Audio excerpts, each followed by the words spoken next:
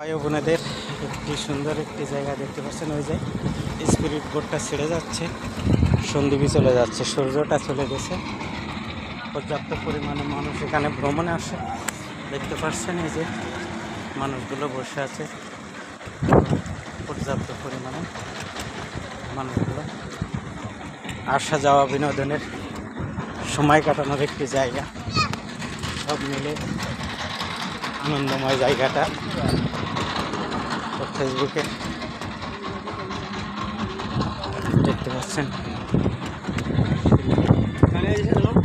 ঢুকছে যাচ্ছে সামনে সবাই।